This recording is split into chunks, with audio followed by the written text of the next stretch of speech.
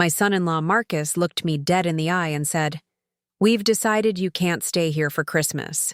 Find somewhere else to go."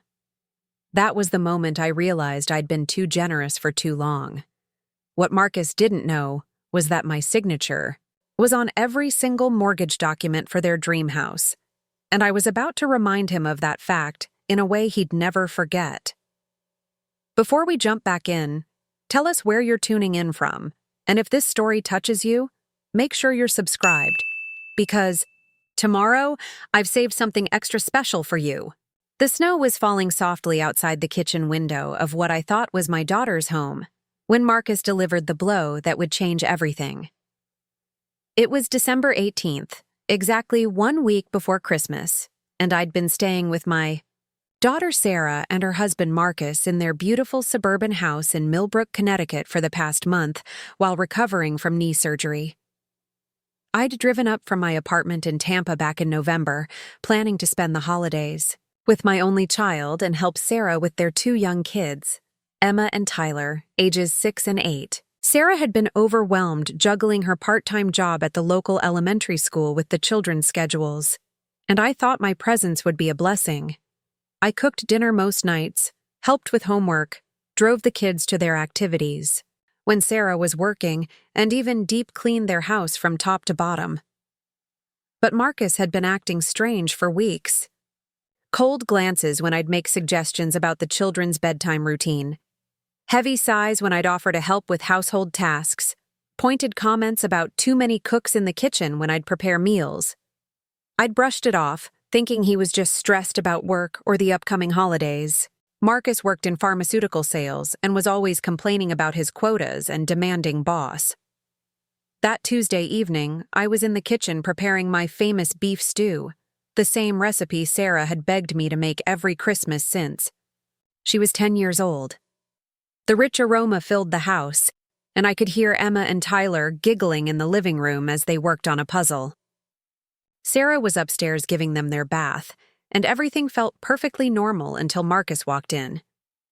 He didn't say hello. He didn't ask about dinner. He just stood there in his expensive suit, loosening his tie with that look I'd grown to recognize. The one that meant he had something unpleasant to say and was going to enjoy saying it. "We need to talk," he said, his voice carrying that particular tone that made my stomach clench. I set down the wooden spoon and turned to face him.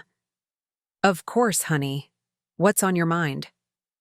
Marcus leaned against the granite countertop, the same granite I'd helped them afford, and crossed his arms.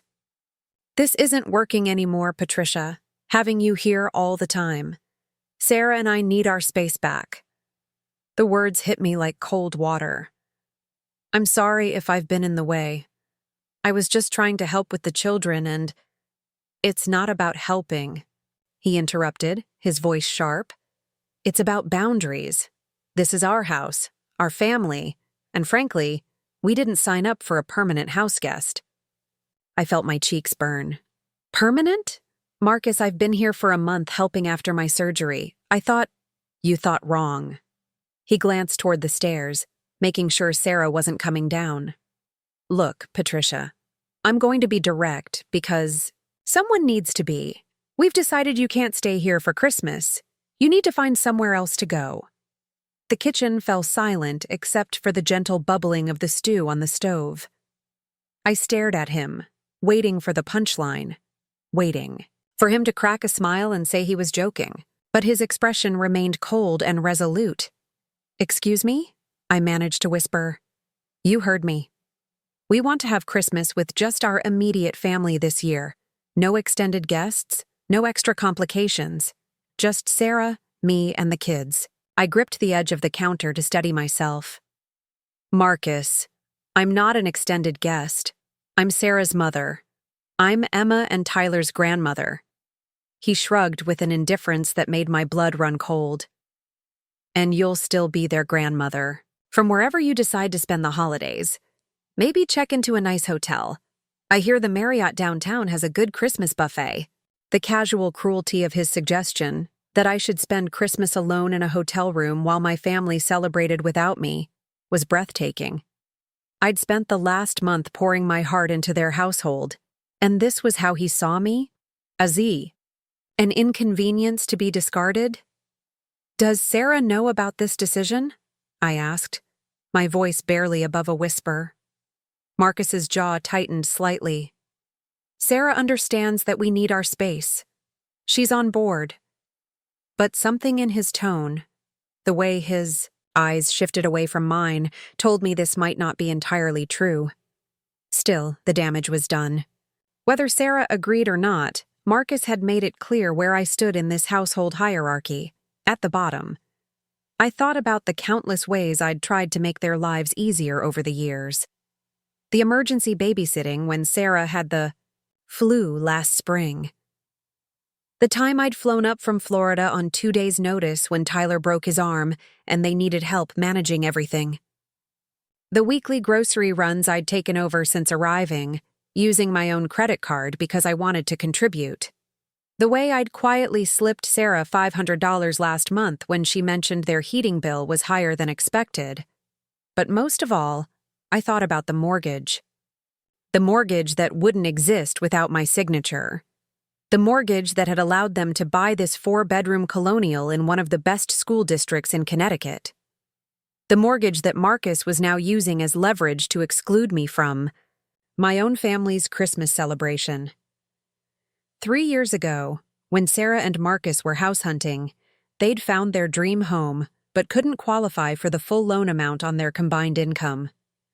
Sarah had called me in tears, devastated that they might lose the house to another buyer. Without hesitation, I'd driven up from Florida and walked into First National Bank of Connecticut with them. I'd sat in that sterile office with the loan officer, reviewed my financial statements, and signed my name on the dotted line as a co-signer, putting my own credit and assets at risk to help my daughter's family achieve their dream. The monthly payments were $3,200. Marcus and Sarah handled the payments themselves, but my signature meant I was legally responsible if they ever defaulted. More importantly, as a co-signer, I had certain rights regarding the property that Marcus seemed to have conveniently forgotten. I'd never held it over their heads, never mentioned it during arguments or used it as leverage for anything. It was simply something I'd done out of love, the way parents do for their children. But standing in that kitchen, listening to Marcus dismiss me like hired help who'd overstayed her welcome, I realized that my generosity had been mistaken for weakness. See? I said quietly, turning back to the stew and stirring it slowly. And when exactly do you need me to leave? Tomorrow would be good, Marcus said, checking his watch as if he had somewhere important to be. Sarah can help you pack in the morning. I'm sure you understand. I understood perfectly. I understood that Marcus had gotten comfortable taking my kindness for granted. I understood that he'd somehow convinced himself that I was a burden rather than a blessing. And I understood that he'd forgotten who held the real power in this situation. But I didn't say any of that. Instead, I simply nodded and continued stirring the stew. Of course, I'll start packing tonight. Marcus looked surprised by my compliance, maybe even a little disappointed that I wasn't putting up a fight. He'd probably been gearing up for an argument, ready to justify his decision with a litany of complaints about my presence in their home. Great, he said, pushing off from the counter. I'm glad you're being reasonable about this. Reasonable. The word echoed in my mind as he walked away. I'd been reasonable my entire life. Reasonable when my husband left me to raise Sarah alone. Reasonable when I'd worked 2 jobs to put myself through nursing school while being a single mother. Reasonable when I'd co-signed a mortgage I couldn't really afford to help my daughter. Reasonable when I'd spent my retirement savings traveling back and forth to help with every family crisis. But as I stood there in that kitchen, surrounded by the warmth and comfort I'd helped create, I realized that being reasonable had gotten me exactly nowhere. It had gotten me treated like an unwelcome stranger in my own daughter's home. I heard Sarah's voice upstairs, calling for Marcus to help with Tyler's pajamas. Soon she'd come downstairs and we'd have dinner, and Marcus would probably act like nothing had happened. Maybe he'd even compliment the stew while secretly counting down the hours until I was gone. But as I reached for my phone and my purse, I felt something shift inside me. A coldness that had nothing to do with the December weather outside, and everything to do with the realization that sometimes the most reasonable thing you can do is remind people that kindness shouldn't be mistaken for weakness. I scrolled through my contacts until I found the number I was looking for. First National Bank of Connecticut. It was after business hours, but I knew they had a 24-hour customer service line for urgent matters. And what I was about to do definitely qualified as urgent. The beef stew could wait. Marcus's education about the consequences of his actions, however, could not. Preparing and narrating this story took us a lot of time, so if you are enjoying it, subscribe to our channel. It means a lot to us. Now back to the story. The phone rang 3 times before a pleasant voice answered. First National Bank Customer Service. This is Jennifer speaking. How can I help you this evening? I stepped out onto the back porch, closing the sliding door behind me to ensure privacy. The December air was crisp against my face, but the cold felt refreshing compared to the suffocating atmosphere inside. Good evening, Jennifer. This is Patricia Caldwell. I'm calling about account number 4471-893-2205. I'm a co-signer on the mortgage. One moment, please, Mrs. Caldwell. Let me pull up that account. I heard the soft clicking of keyboard keys. Yes, I have the account here. How can I assist you tonight? I need to understand my rights and options as a co-signer. Specifically, what happens if I want to exercise any control over the property or the loan terms? There was a brief pause. Mrs. Caldwell, as a co-signer with joint liability, you do have certain legal rights. Are you experiencing any concerns with the primary borrower's payment history? Not exactly, I said, watching my breath form small clouds in the cold air. But I am concerned about my living situation in relation to the property I helped secure. Jennifer's voice became more careful, more professional. I understand. Mrs. Caldwell, given the complexity of co-signer rights, I'd recommend speaking with our mortgage specialist tomorrow during business hours. However, I can tell you that, as a co-signer, you have the right to receive payment information, and in certain circumstances, you may have options regarding the loan terms. And what if I wanted to call the loan due? Is that possible? Another pause, longer this time. Mrs. Caldwell, that would require specific circumstances and legal review. I really think you should speak with our mortgage department tomorrow morning. They open at 8 a.m. Perfect. Please make a note in the file that I called tonight with concerns about my co-signer status. I'll be calling first thing in the morning. Absolutely. Is there anything else I can help you with tonight? No, that's all. Thank you, Jennifer. I hung up and remained on the porch for a moment, letting the reality of what I'd just initiated sink in. For the first time in weeks, I felt like I had some control over my situation. But as I stood there, my mind began to wander back through the months leading up to this moment, and I realized that Marcus's demand tonight wasn't really the beginning of the problem. It was just the culmination of a pattern I'd been too blind to see. The signs had been there for months, maybe even years. I'd just been too invested in keeping the peace to acknowledge them. It started shortly after they'd bought the house. At first, Marcus had been grateful, almost effusive in his thanks for my help with the down payment and co-signing. He'd insisted on taking me out to dinner, had bragged to his friends about his amazing mother-in-law who'd made their dream home possible. But that gratitude had an expiration date I hadn't realized existed. The first red flag came about 6 months after. They'd moved in. I'd driven up from Florida for Emma's 6th birthday party, bringing with me not just presents, but also a check for $1,000 to help with the party expenses and some new furniture for Emma's room. Sarah had been thrilled, but I'd noticed Marcus's expression when he saw the check. Not gratitude, calculation. Like he was already spending it in his mind, already planning how to use it. That weekend, he'd made several comments about how nice it must be to have money to throw around, and how he wished he could be so carefree with his finances. At the time, I'd brushed it off as maybe some embarrassment about needing help, but looking back, I could see it was resentment. He resented needing my help, but he wanted to keep receiving it. The pattern became clearer during my Easter visit. I'd noticed that Marcus never helped with any household tasks when I was there. Not cooking, not cleaning, not childcare, nothing. He'd come home from work and plant himself in front of the television while Sarah and I handled everything. When I'd gently suggested that maybe he could help with the dishes while I read bedtime stories to the kids, he'd looked at me like I'd suggested he perform surgery. "That's what you're here for, isn't it?" he'd said with a laugh that had an edge to it. "To help Sarah out?" Sarah had quickly jumped in, making excuses about how hard Marcus worked and how tired he was, but I'd seen the look of embarrassment on her face. She knew it wasn't right, but she was caught between loyalty to her husband and respect for her mother. Then there was the incident with the air conditioning last summer. The central air had broken during a heat wave, and the repair estimate was $3,500.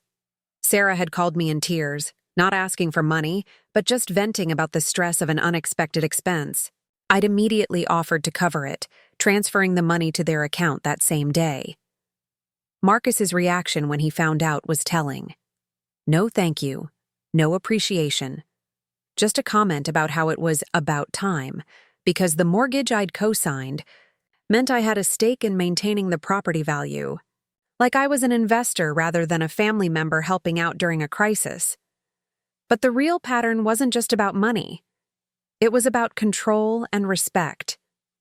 Every time I visited, Marcus found ways to assert his dominance over the household, and by extension, over me. He'd change plans I'd made with Sarah and the kids without consulting me. He'd override my suggestions about the children's activities or discipline. He'd make financial decisions and then inform me about them as if I were a business partner rather than a grandmother. The worst incident had been during my Thanksgiving visit just 3 weeks ago. I'd offered to host the meal at their house, planning to do all the cooking and preparation. Sarah had been excited. She'd always loved my traditional recipes, and with her work schedule, she was grateful for the help. But Marcus had other ideas. Without discussing it with Sarah or me, he'd invited his parents and his brother's family, turning what was supposed to be a cozy gathering into a 12-person event. When I'd expressed concern about the preparation involved, he dismissed it with a wave of his hand. "You said you wanted to cook, so cook," he'd said. "What's the difference if it's for 4 people or 12? The difference was enormous, of course. The difference was 3 days of intensive preparation, hundreds of dollars in additional grocery costs, and complete chaos in a kitchen I wasn't entirely familiar with. But more than that, it was the principle.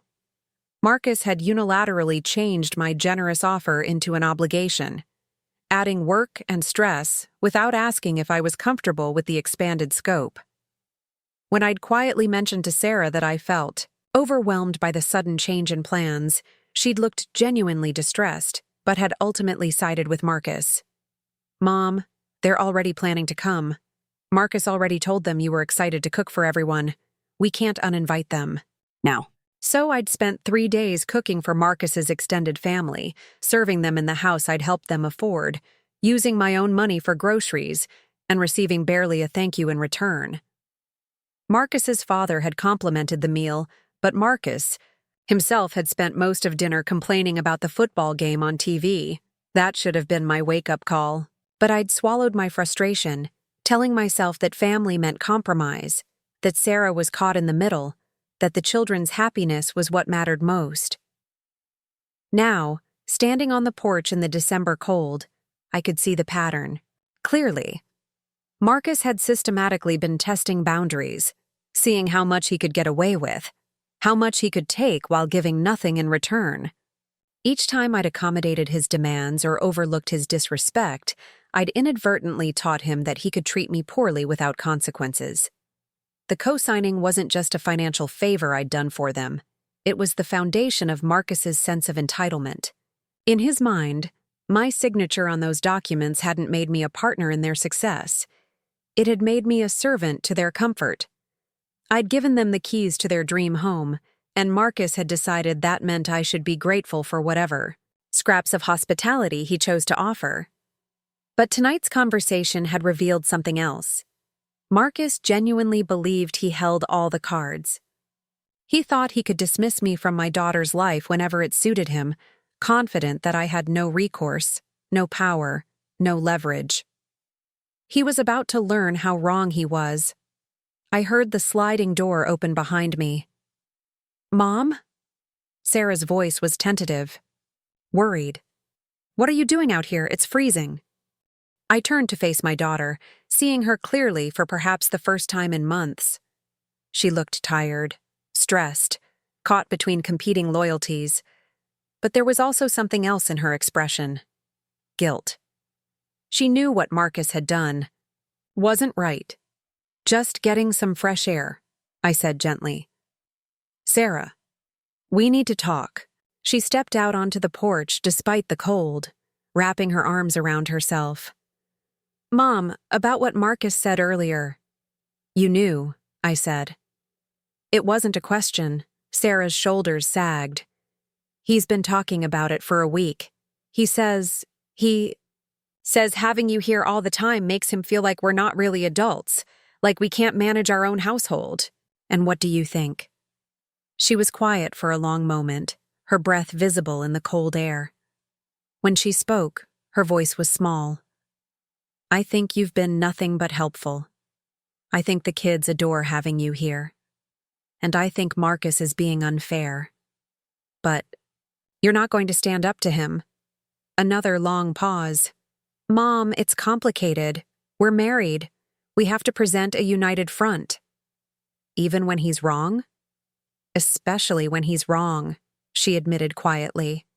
"Because if I undermine him in front of you, it becomes a bigger problem later." I felt my heart break a little for my daughter, trapped in a marriage where she felt she couldn't advocate for what was right, because it might upset her husband's ego. But I also felt something harder settle in my chest, a determination that she was going to have to choose, and soon. "Sarah," I said quietly, "do you remember when you called me 3 years ago, crying because you were going to lose this house?" She nodded, looking confused by the change of subject. "Do you remember what I did that day?" "You drove up and co-signed our mortgage." "That's right. I put my financial future on the line for your family. Not for Marcus. For you and the children. Because I believed in your dream and I wanted to help make it possible." Sarah's eyes began to fill with tears. "Mom, I know, and we're so grateful. Are you?" I interrupted gently. "Because gratitude doesn't look like throwing someone out of their family's home a week before Christmas. Gratitude doesn't look like treating the person who made your life possible like an unwelcome stranger." "What are you saying?" I pulled out my phone, showing her the recent call log. "I'm saying that tomorrow morning, I'm going to have a very interesting conversation with First National Bank about my rights as a co-signer on your mortgage." Sarah's face went pale. "Mom, you wouldn't..." "I... wouldn't what? Exercise my legal rights regarding a property I helped secure? Use the leverage I earned by putting my own financial security at risk for your benefit? But that would hurt us. That would hurt the kids. And what Marcus did tonight, how does that help the kids? How does it help them to learn that grandmothers are disposable?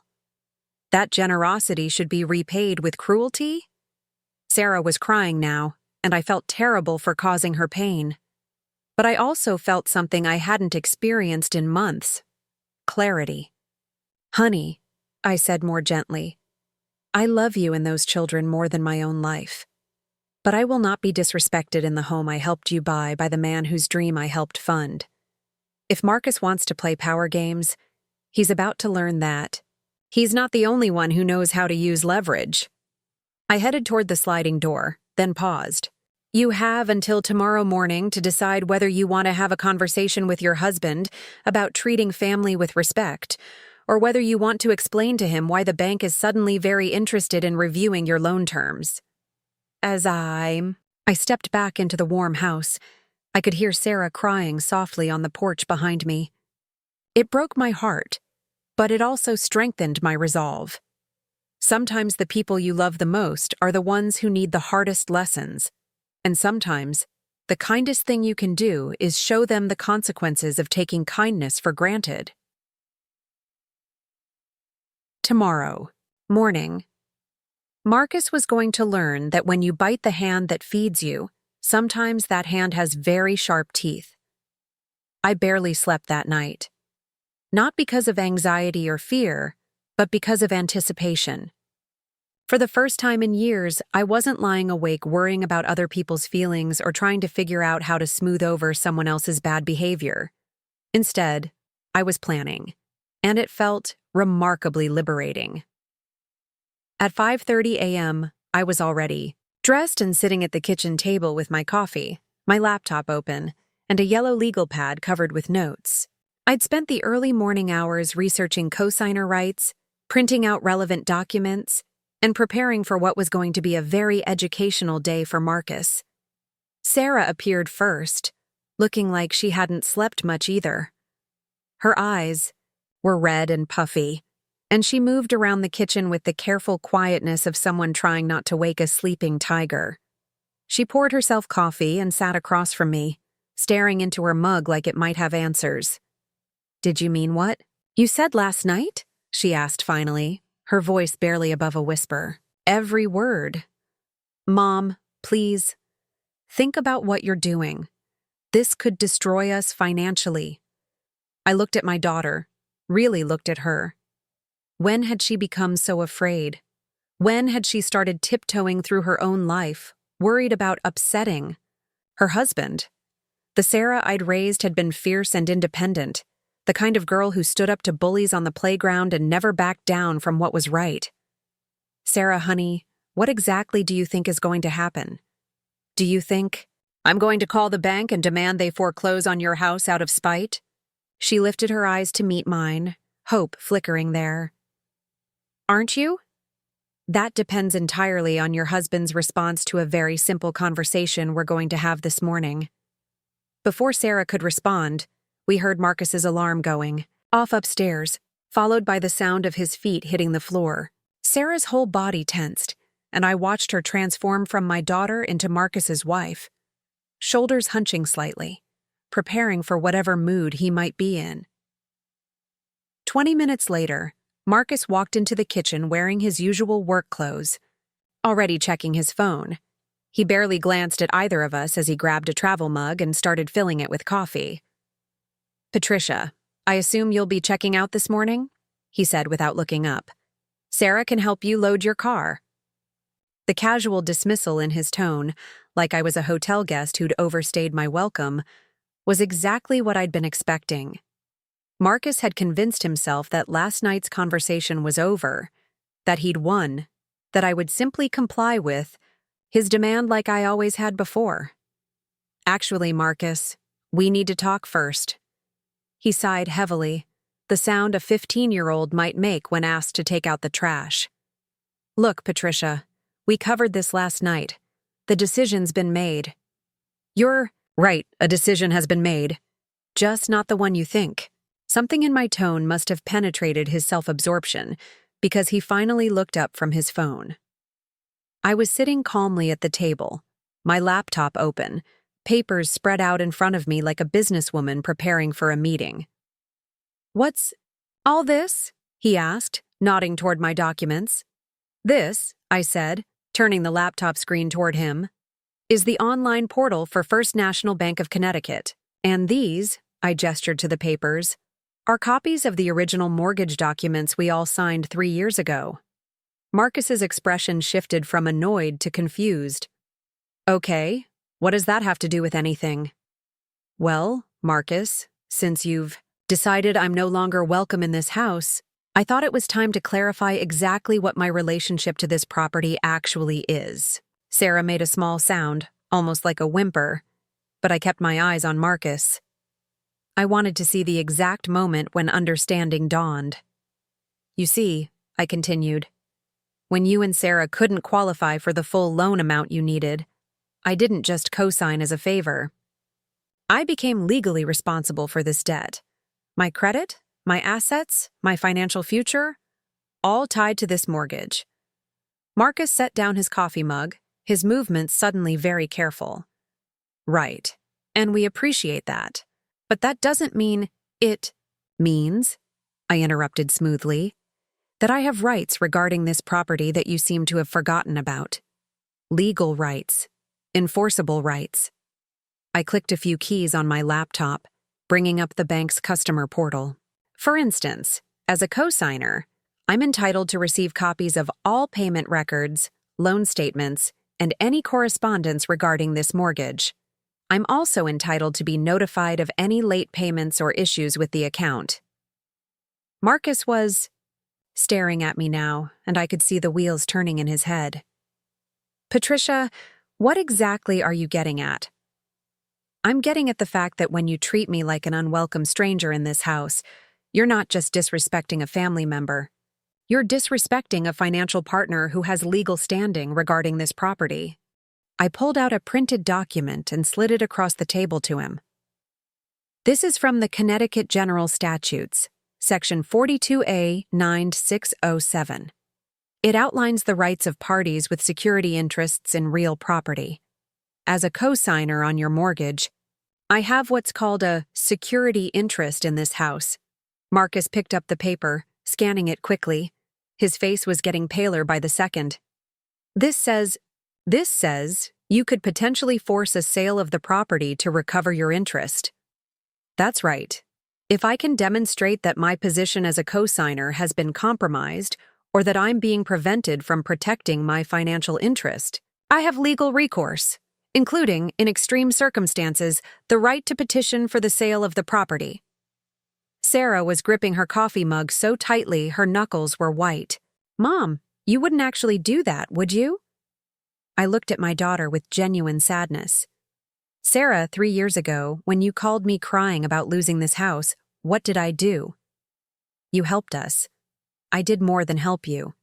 I risked my retirement, security for your family, and I did it gladly because I love you. But love doesn't mean I have to accept disrespect and mistreatment. Marcus finally found his voice. This is insane. You're talking about destroying your own daughter's family over what? A disagreement about Christmas plans? No, Marcus. I'm talking about a pattern of behavior that shows complete disregard for the person who made your comfortable life possible. I clicked to another tab on my laptop. Let me show you something else interesting. This is my payment history to you over the past 3 years. Not just the mortgage co-signing, but every gift, every emergency payment, every small favor I've done for this family. The spreadsheet I'd created that morning was comprehensive and damning. Every birthday check, every emergency car repair. I'd covered every grocery bill I'd paid during my visits, every Christmas and birthday gift. All of it documented with dates and amounts. $47,000, I said quietly. That's how much of my own money I've given to your family over the past 3 years, above and beyond co-signing a $320,000 mortgage. Marcus was staring at the screen like it was showing him a death sentence. We never asked for all of that. No, you just accepted it, gladly, without question, and apparently without gratitude, since you feel comfortable throwing me out of the house I helped you buy. I closed the laptop and leaned back in my chair. Here's what's going to happen, Marcus. You have a choice to make. What kind of choice? Option 1. We have a conversation about respect, family boundaries, and how we're going to move forward as adults who treat each other with basic human decency. You apologize for your behavior, we establish clear expectations for future visits, and I continue to be the generous, supportive family member I've always been. Marcus was listening intently now, all his earlier dismissiveness gone. Option 2. You continue to treat me like hired help who's overstayed her welcome, in which case I will be calling the bank this morning to discuss my options as a co-signer. Who feels her position has been compromised? What does that mean exactly? Marcus asked, though his tone suggested he really didn't want to know. It means I'll be requesting a full audit of the mortgage terms, payment history, and current property value. It means I'll be exploring whether my cosigner status gives me any rights regarding occupancy and use of the property I helped secure. And it means I'll be consulting with a lawyer about whether your attempt to exclude me from the property constitutes a violation of my rights as a financial stakeholder. Sarah was crying now, silent tears streaming down her face. Marcus looked like he was trying to solve a complex math problem in his head. "This is blackmail," he said finally. "No, Marcus. Blackmail would be threatening to do something illegal. This is simply me explaining the legal consequences of your actions. You see, when you accepted my help to buy this house, you entered into more than just a family relationship with me. You entered into a legal and financial partnership. And partners don't treat partners the way you've been treating me." I stood up and began gathering my papers. "I'm going upstairs to pack my things. You have until I come back down to decide which option you prefer. But understand this. I am not leaving this house today as a woman who's been dismissed and discarded. I'm either leaving as a respected family member who knows she's welcome back, or I'm leaving as a cosigner who has serious concerns about her financial position and intends to protect her interests." As I headed toward the stairs, I heard Marcus whisper to Sarah, "Can she actually do all that?" Sarah's voice was thick with tears when she answered, "I don't know, but Mom doesn't bluff." She was right. I didn't bluff. And after 30 years of being reasonable, accommodating, and endlessly forgiving, I was finally ready to show exactly how unreasonable I could be when pushed too far. The ball was in Marcus's court now, but for the first time in this entire relationship, I was the one holding all the cards. I took my time packing upstairs, deliberately moving slowly and methodically. Every folded sweater, every carefully placed toiletry was a message. I wasn't panicking, I wasn't emotional, and I wasn't going to be rushed into making this easy for anyone. From downstairs, I could hear the low murmur of intense conversation between Marcus and Sarah, punctuated by occasional raised voices and what sounded like Sarah crying again. After about 45 minutes, I heard footsteps on the stairs. Heavy, deliberate footsteps that could only belong to Marcus. I continued folding my clothes as he appeared in the doorway of the guest room. "Patricia, we need to talk." I didn't look up from my suitcase. "I believe I already explained your options." "Marcus, have you made a decision?" "This whole thing is ridiculous," he said, but there was something different in his tone now. The casual dismissiveness was gone, replaced by something that sounded almost like panic barely held in check. "You're talking about destroying your own daughter's family over hurt feelings." "Hurt feelings," I repeated, finally looking at him. "Is that what you think this is about?" Marcus stepped into the room, clearly trying to project confidence he didn't feel. "Look, I may have been a little harsh last night. Maybe I should have approached the situation differently. A little harsh." I set down the sweater I was holding and turned to face him fully. "Marcus, you told me I couldn't spend Christmas with my family and suggested I get a hotel room instead. In what world is that a little harsh?" "Okay, fine, I was out of line. But this nuclear option you're threatening? That's way out of proportion to—" "Nuclear option?" I interrupted. "Marcus, I'm not threatening to destroy anything. I'm simply explaining the legal realities of our financial relationship. You seem to have forgotten that we have one." He ran his hands through his hair, a gesture I'd seen him make dozens of times when he was frustrated. "Patricia, please, let's be reasonable here. I've been reasonable for 3 years. Reasonable when you stopped saying thank you for my help. Reasonable when you started treating my presence here like an inconvenience. Reasonable when you made unilateral decisions about family gatherings and expected me to simply accommodate them." Marcus began pacing the small room. "But Sarah depends on you. The kids adore you. You're talking about hurting them to get back at me." I'm not talking about hurting anyone. I'm talking about being treated with the respect I've earned through my generosity. There's a difference. This is crazy, he muttered, more to himself than to me. This is absolutely crazy. From downstairs, I heard the front door open and close, followed by the sound of Emma and Tyler's voices as they came home from their sleepover at their friend's house. Sarah must have gone to pick them up while Marcus and I were talking. Marcus heard them too, and his expression became more desperate. The kids, Patricia. Think about the kids.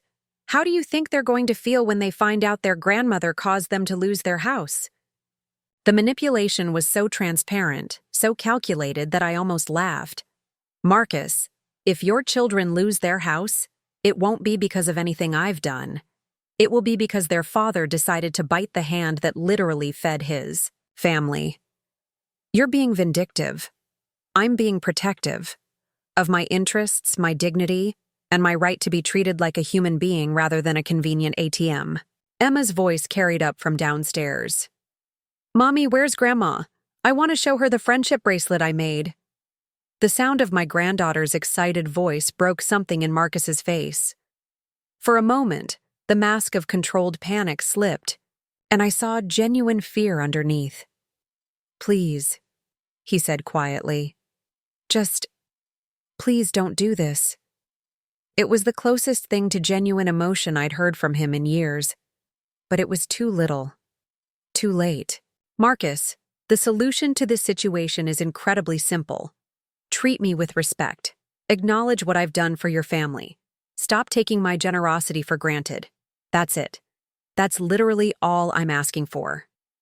And if I do that, if I apologize, and we start over, then I continue being the supportive family member I've always been. I help with the kids, I contribute to family expenses when needed, and I enjoy spending time with my daughter and grandchildren. Marcus nodded eagerly. Okay. Yes. That sounds reasonable. But then he hesitated, and I could see the calculation happening behind his eyes. But this mortgage threat goes away, right? You're not going to hold that over our heads forever? And there it was. The real Marcus, already looking for ways to neutralize my leverage while giving as little as possible in return. He wasn't genuinely sorry. He was strategizing. The mortgage isn't a threat, Marcus. It's a reality.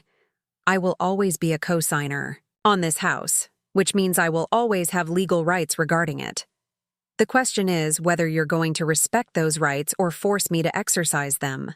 His face hardened again. So this is permanent blackmail. You're going to hold this over us forever. I'm going to hold you accountable forever. There's a difference. Before Marcus could respond, Sarah appeared in the doorway with Emma right behind her. My granddaughter's face lit up when she saw me. Grandma, look what I made for you. Emma rushed over, holding out a small bracelet made of pink and purple beads. I made it at Sophie's house. Her mom taught me how. I knelt down to Emma's level, my heart melting as she carefully slipped the bracelet onto my wrist. It's absolutely beautiful, sweetheart. I love it. Are you leaving today? Emma asked, her 8-year-old intuition picking up on the tension in the room. Before I could answer, Marcus jumped in. Grandma was thinking about leaving early, but we're discussing it. But it's almost Christmas, Emma protested. You can't leave before Christmas, Grandma. I looked up at Marcus, then at Sarah, who was standing in the doorway looking miserable. Well, honey, sometimes adults have disagreements that they need to work out. What kind of disagreements? Emma asked with the directness that only children possess. Marcus cleared his throat. Grown-up stuff, Em. Nothing for you to worry about. But Emma wasn't satisfied with that answer. She looked at me with those serious brown eyes that reminded me so much of Sarah at that age. Daddy, did you make Grandma sad? The question hung in the air like a bomb waiting to explode. Marcus's face flushed red, and Sarah looked like she wanted to disappear into the floor. Why would you think that, baby? Sarah asked gently. Because Grandma's packing her suitcase and everyone looks sad and angry, Emma said matter-of-factly. And when people pack suitcases when they're not supposed to leave, it's usually because someone was mean to them. Out of the mouths of babes. This 8-year-old had summed up the entire situation with more clarity than any of the adults involved. Marcus knelt down next to Emma. Nobody was mean to anyone, sweetie. Sometimes grown-ups just need to figure out schedules and, did you tell Grandma she couldn't stay for Christmas? Emma interrupted. The silence that followed was deafening. Marcus looked trapped. Sarah looked horrified. And I watched my granddaughter process the confirmation that her question provided. But why? Emma's voice was small now, confused. Grandma always stays for Christmas. She makes the special cookies and reads us the Christmas stories and helps us wrap presents for you and Mommy. Tyler appeared in the doorway, attracted by the commotion. At 6 years old, he didn't fully understand what was happening, but he could sense the tension. Are you leaving, Grandma? He asked, his lower lip trembling. And suddenly I realized that Marcus had made a crucial miscalculation. He'd thought he could dismiss me quietly, privately, without the children knowing exactly what had happened. He'd assumed that whatever story he and Sarah told the kids would be accepted without question. But children aren't stupid. They see everything, hear everything, and remember everything. And now they were seeing their father exposed as the person who was sending their beloved grandmother away right before Christmas. Daddy, Emma said, her voice taking on that stern tone that children use when they're deeply disappointed in adult behavior. That's not very nice. Marcus looked desperate now, caught between his desire to maintain control and his realization that he was being judged by the two people whose opinion mattered more to him than anyone else's. His children. It's complicated. It's not. Complicated, Emma said with devastating 8-year-old logic. Either you're being mean to Grandma or you're not. And if you told her she can't stay for Christmas, then you're being mean. Tyler nodded solemnly in agreement, even though I wasn't sure he fully understood what was happening. Sarah finally found her voice. Kids, why don't you go downstairs and get a snack? Daddy and Grandma and I need to talk about some things. Are you going to make Daddy say sorry to Grandma? Emma asked. Another devastating question. Sarah looked at Marcus, then at me, then back at her daughter. We're going to work it out, sweetheart. Good, Emma said firmly. Because it's almost Christmas and Grandma should be here. She's part of our family. She took Tyler's hand and led him out of the room, but not before giving Marcus one more disappointed look that would have withered a lesser man. When they were gone, Marcus sank down onto the bed, his head in his hands. This is not how I wanted this to go. How did you want it to go, Marcus? I asked. Did you think the children wouldn't notice I was gone? Did you think they wouldn't ask questions? I thought we could just tell them you had other plans for Christmas. You thought you could make me disappear and lie to my grandchildren about why. Sarah spoke up from the doorway, her voice barely above a whisper. Marcus, we can't do this. Look what it's doing to the kids. But Marcus wasn't ready to surrender yet. He looked up at me with an expression that was equal parts desperation and resentment. So what now? You've got the kids on your side. You've got the mortgage, leverage. You've got Sarah feeling guilty. You win. Are you happy now? Marcus, I said quietly. This was never about winning or losing. This was about basic human decency, about treating family members with respect, about not taking generosity for granted. And if I apologize? If I say I was wrong and ask you to stay for Christmas? Then what? I could hear the resentment in his voice, the knowledge that he was being forced into this rather than choosing it. And that told me everything I needed to know about whether his change of heart would be genuine or sustainable. Then we'll see, I said simply. We'll see if you mean it, or if you're just trying to manage a crisis until you can figure out another way to get what you want.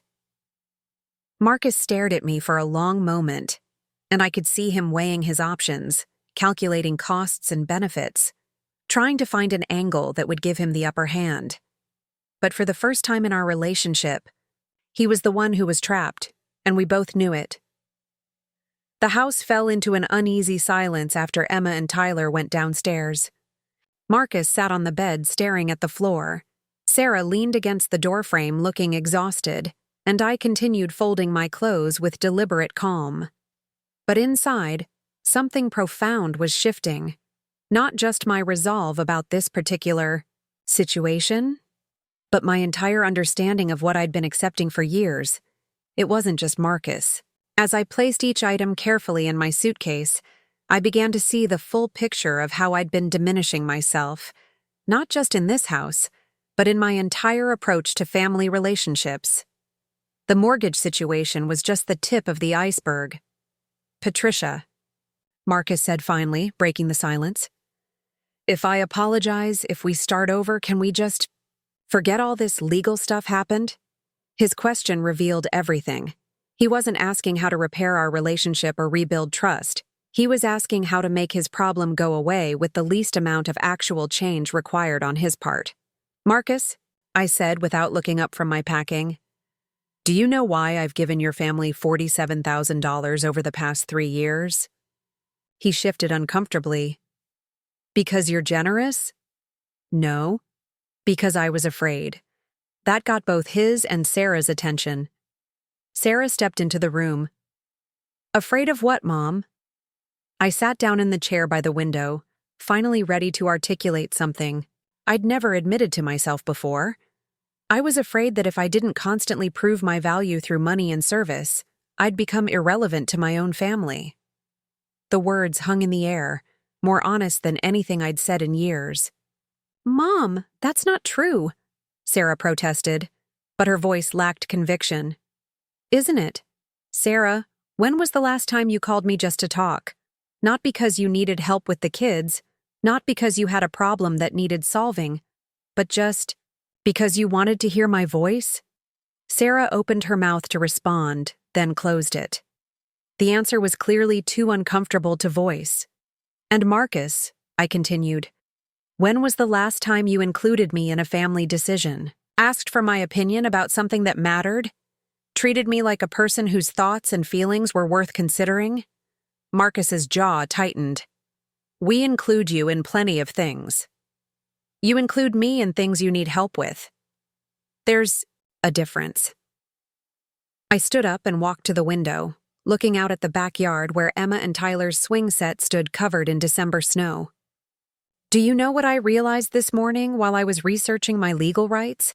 I realized that I've been so busy trying to be useful that I forgot to insist on being respected." From downstairs, I could hear the children's voices as they played, oblivious to the adult drama unfolding above them. Their innocent happiness was a stark contrast to the dysfunction we'd all been living with. "For 3 years, I've watched Marcus take my contributions for granted," I continued. "I've watched him become less grateful and more entitled with every check I've written, every favor I've done, every boundary I've failed to maintain." Marcus stood up abruptly. "That's not fair. We never asked you to—" "You're right," I interrupted. "You never asked. You just accepted, gladly, without question, without gratitude.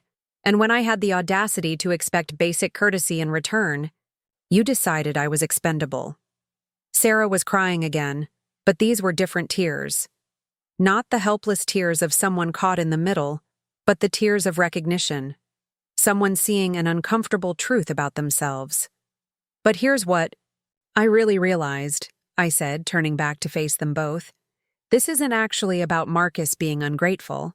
This is about me teaching him that he could be ungrateful without consequences." The room fell silent except for the sound of Sarah's quiet crying. Every time he was dismissive, I excused it. Every time he took my help for granted, I told myself, it was because he was stressed or busy. Every time he treated me like hired help instead of family, I convinced myself that keeping the peace was more important than demanding respect. I pulled out my phone and scrolled to a text message I'd received 2 weeks earlier. "Marcus, do you remember this text you sent me?" I read it aloud. "Patricia, Sarah's car is making that noise again. Can you cover the repair? We're tight this." Month with Christmas coming. Thanks. Marcus looked confused. What about it? Thanks, I repeated. Not, would you be willing to help? Or we'd really appreciate it if you could assist us. Just an assumption that I would pay, followed by thanks, like I was a service you'd already ordered and were simply acknowledging delivery. Sarah's eyes widened as she heard the text read back. Apparently, she'd never seen it in that light before. And, do you know what I did? I continued. I transferred $800 to your account within an hour. No questions asked. No request. For a payment plan. No expectation of acknowledgement beyond that perfunctory, thanks.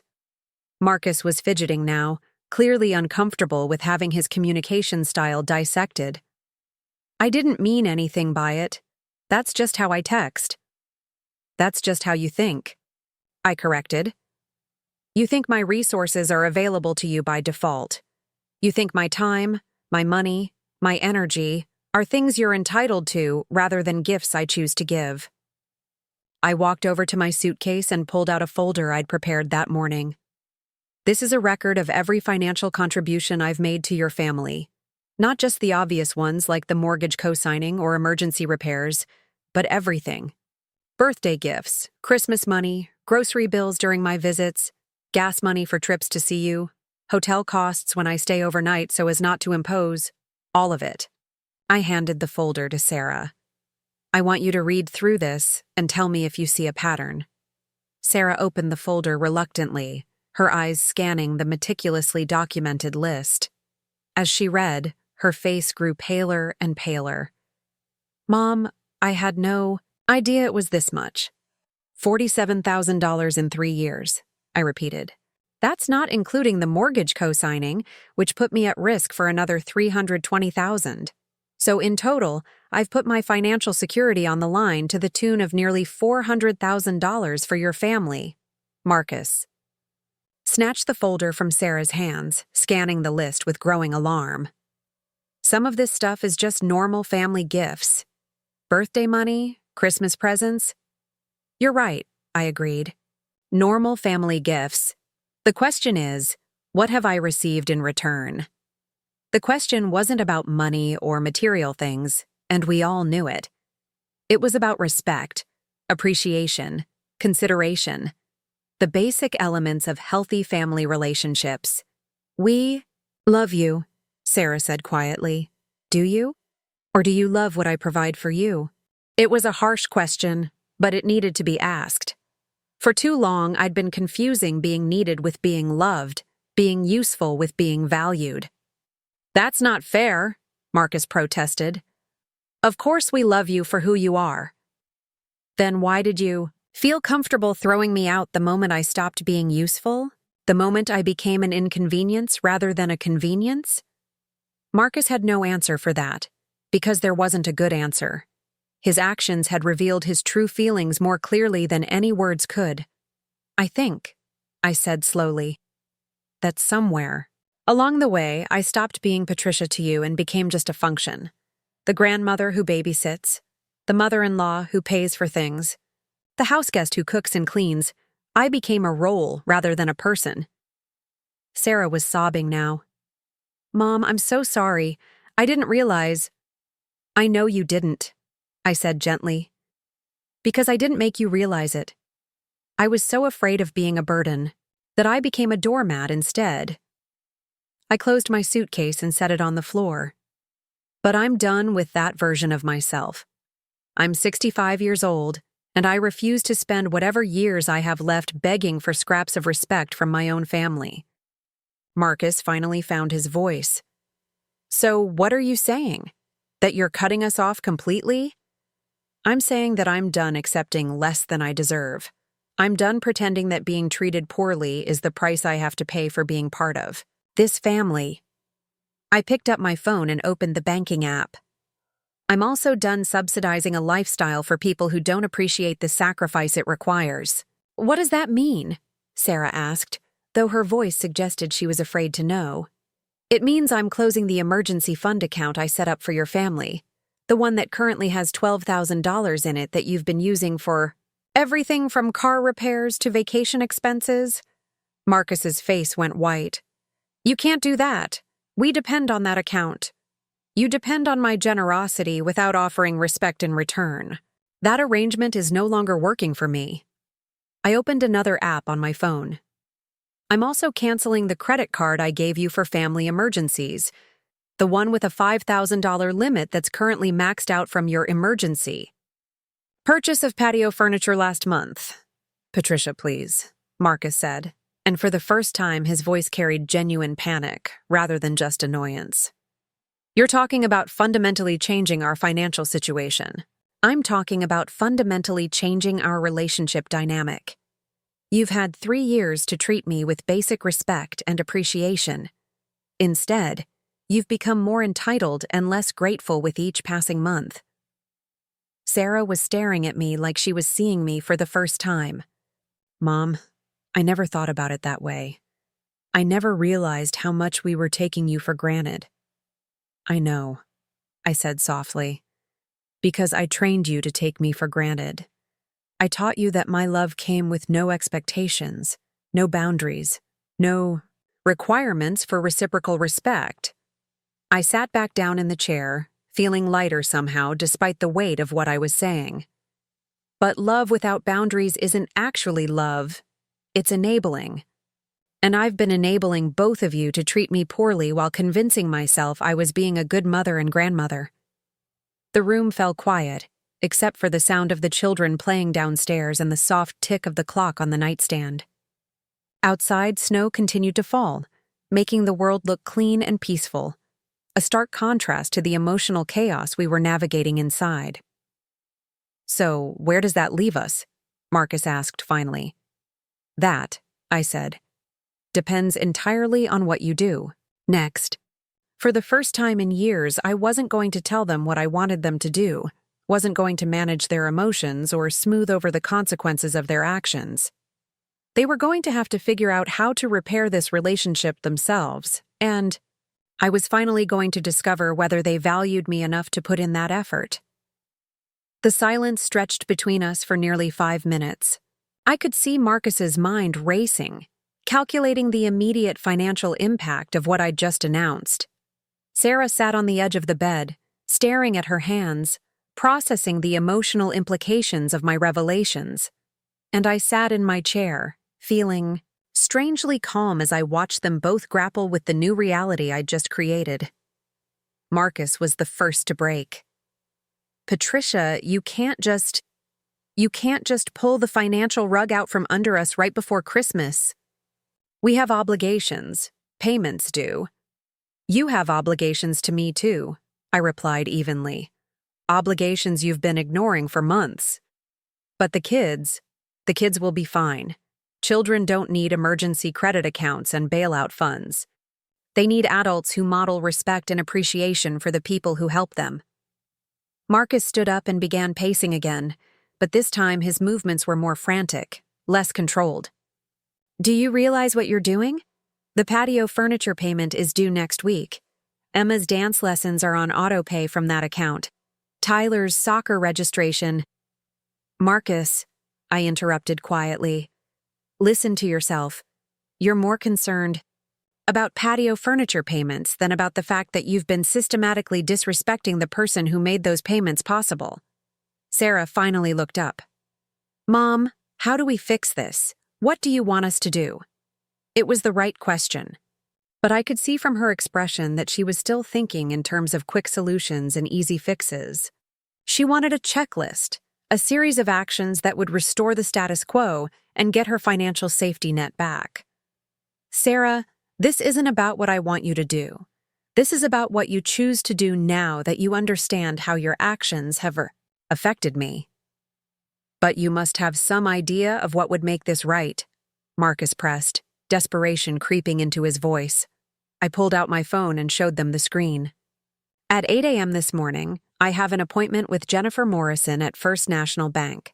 She's their senior mortgage specialist. Both of their faces went pale. What I tell her in that meeting depends entirely on how the next few hours go. Marcus's composure finally cracked completely. This is insane. You're holding our house hostage over hurt feelings. No, Marcus. I'm exercising my legal rights as a cosigner who has legitimate concerns about her position. I stood up and walked to the window again, looking out at the snow-covered yard where my grandchildren played just hours ago, unaware that their financial security was hanging in the balance of a conversation happening upstairs. Let me explain something to you both, I said without turning around. When I co-signed your mortgage, I wasn't just being generous. I was making an investment in my daughter's future and my grandchildren's stability. But investments come with expectations. What kind of expectations? Sarah asked weakly. The expectation that my investment would be protected, that the people I was helping would value the sacrifice I was making, that I would be treated as a valued stakeholder rather than a convenient ATM. I turned back to face them. Instead, I've watched my investment in your family yield negative returns. Not financially, you've kept up with the mortgage payments, but emotionally, socially, relationally, I've gotten less respect, less appreciation, less consideration with each passing year. Marcus was staring at me like I'd grown a second head. You're talking about family relationships like a business transaction. You're the one who made it a business transaction, Marcus. The moment you started taking my financial contributions for granted, the moment you stopped saying thank you, the moment you began treating my generosity as an entitlement rather than a gift, that's when you turned our family relationship into a business arrangement. From downstairs came the sound of the front door opening and closing, followed by a man's voice I didn't recognize. Marcus and Sarah exchanged glances. That's probably my dad, Marcus said. I texted him earlier when this all started escalating. Perfect. Now we'd have Marcus's father involved, adding another layer of complexity to an already tense situation. Heavy footsteps climbed the stairs, and moments later, a tall, gray-haired man appeared in the doorway. Robert Chen, Marcus's father, was a retired construction foreman who'd always struck me as practical and direct. He looked around the room, taking in the scene. My packed suitcase, Sarah's tear-stained face, Marcus's obvious agitation. So, Robert said without preamble, someone want to explain why my son called me in a panic talking about mortgages and lawyers? Marcus immediately launched into a rapid-fire explanation that painted me as an unstable woman having an emotional breakdown over minor family disagreements. But Robert held up a hand to stop him. Hold on, Robert said, his eyes fixed on me. Patricia, I want to hear your side. I appreciated his directness. Robert, 3 years ago I co-signed a $320,000 mortgage so your son and my daughter could buy this house. Since then, I've contributed an additional $47,000 to help your son's family with various expenses. Last night, Marcus told me I couldn't stay for Christmas and suggested I get a hotel room instead. Robert's expression darkened. He said, "What?" "Dad, you don't understand the whole situation," Marcus protested. "I understand that Patricia helped you buy this house and you just told her she's not welcome for Christmas," Robert said, his voice carrying the kind of authority that comes from decades of managing construction crews. What exactly am I missing? Marcus began explaining about space and boundaries and family dynamics, but Robert cut him off again. Marcus, let me ask you something. When was the last time you thanked Patricia for co-signing your mortgage? We thanked her when she did it. That was 3 years ago. What about since then? Marcus looked confused by the question. What do you mean? I mean, have you ever acknowledged that she's still on the hook for your debt? That her credit is tied to your house? That if you miss payments, it affects her? The silence that followed was damning. Robert turned to me. Patricia, what are your options as a co-signer if you're not comfortable with the current arrangement? I was impressed by his understanding of the situation. Legally, I have several options. I can request a release from the co-signing obligation, which would likely require them to refinance. I can request an audit of the payment history and current property value. In extreme circumstances, I could petition for sale of the property to protect my interests. And are you planning to exercise any of those options? That depends on whether this family can figure out how to treat me with basic respect. Robert nodded slowly, then turned to Marcus with an expression I'd never seen before. Deep disappointment mixed with something that looked like shame. Marcus, your mother and I raised you better than this. Dad, you don't understand. I understand that this woman put her financial future at risk to help you achieve your dreams, and you just tried to throw her out of the house she helped you buy. The room fell silent. Sarah was crying again, but quietly this time, like someone mourning. Something irretrievably lost, Robert continued, his voice steady but firm. Do you know how your mother and I managed to help you with college? We took out a second mortgage on our house. For 5 years, we ate mac and cheese twice a week and drove cars with 200,000 miles on them because every extra penny went to your education. Marcus's face was getting redder by the minute. That's different. How is it different? Because you're my parents. You're supposed to help your kids. And Patricia is Sarah's mother. She's supposed to help her kids, too. But help is something you appreciate, not something you take for granted. Robert walked over to the window, looking out at the same view I'd been contemplating. Patricia, I owe you an apology. If I'd known my son was treating you this way, I would have intervened sooner. Robert, you couldn't have known. I should have known. I should have taught him better. He turned back to Marcus. Son, I'm ashamed of you. The words hit Marcus like a physical blow. I could see him recoil, his face crumpling as the full weight of his father's disappointment settled on him. Patricia, Robert continued, what would it take to make this right? Not just the immediate situation, but the underlying problem. It was the question Sarah had asked earlier, but coming from Robert, it carried different weight. He wasn't looking for a quick fix or trying to manage damage control. He genuinely wanted to understand how to repair something that had been badly broken. It would take Marcus acknowledging that his behavior has been unacceptable, I said. It would take him understanding that my generosity is a gift, not an entitlement.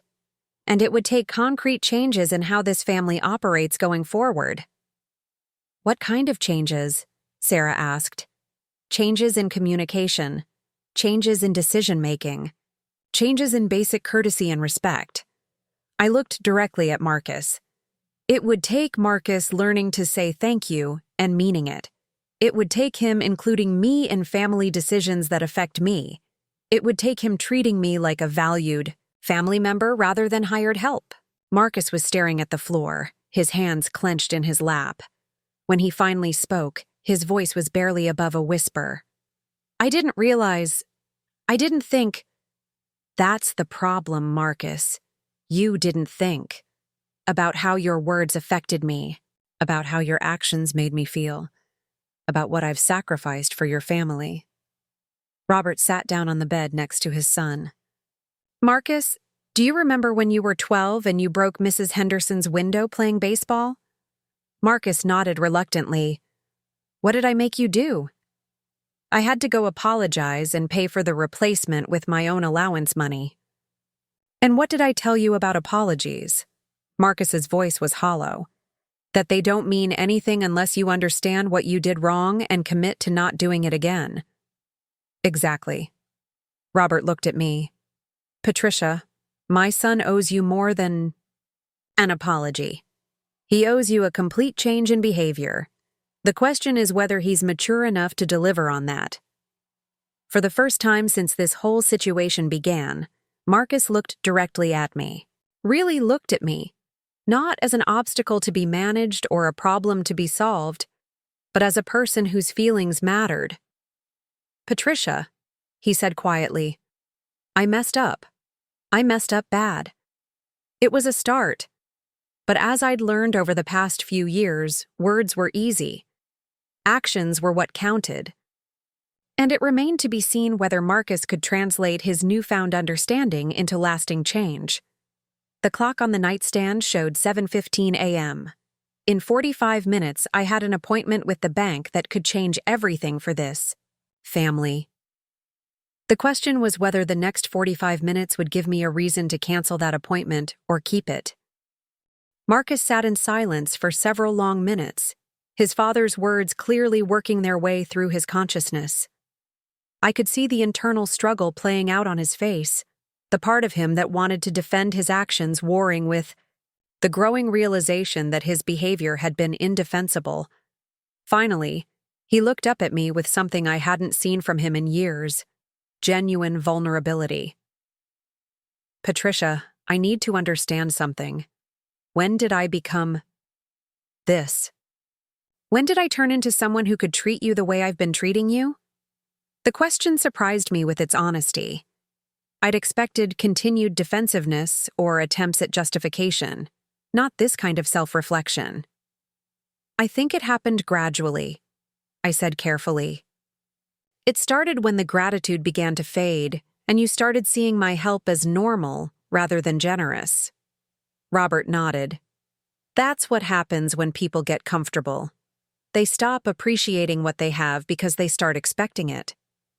Sarah, who had been quietly crying throughout most of the conversation, finally spoke up. Mom, I think I'm just as guilty as Marcus.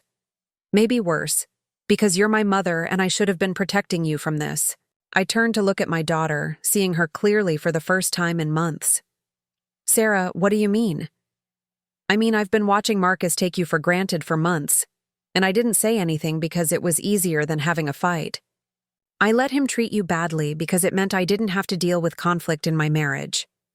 The admission hung in the air like a confession in church, painful but necessary.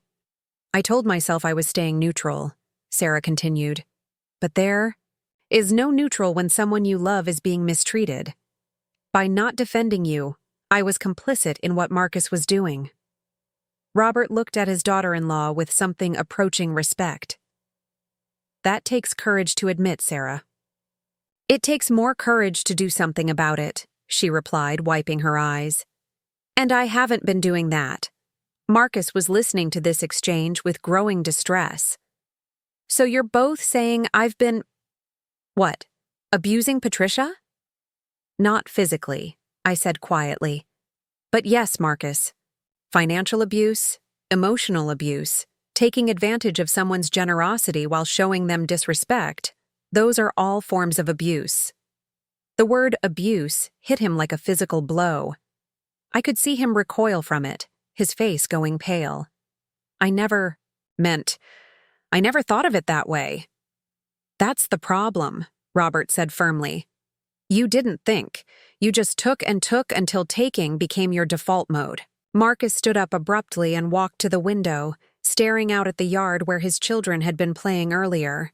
When he turned back, his eyes were red. I don't know how to fix this, he said, and for the first time since I'd known him, there was no calculation in his voice, no agenda, just raw honesty. I don't know how to undo 3 years of being a terrible person. You don't undo it, I said. You acknowledge it, you commit to changing it, and then you prove that commitment through your actions. But how do I prove it? How do I show you that I understand what I've done wrong? I glanced at the clock. 7:30 a.m., 30 minutes until my bank appointment. Marcus, let me ask you something. If you were in my position, if you had co-signed a mortgage for someone, given them tens of thousands of dollars, helped them with countless emergencies, and then been told you weren't welcome in their home for Christmas, what would you do? He was quiet for a long moment, really thinking about it. I'd be furious. I'd probably want to make them pay for treating me that way. And would you be wrong to feel that way? No, he admitted quietly. I'd be completely justified.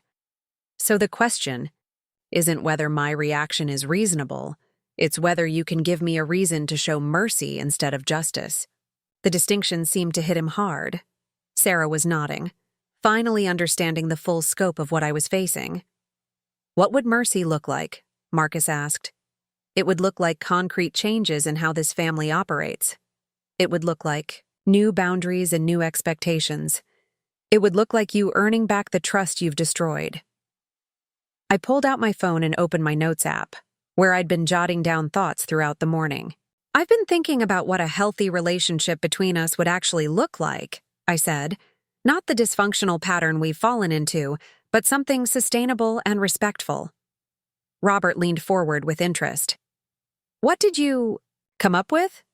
First, financial transparency.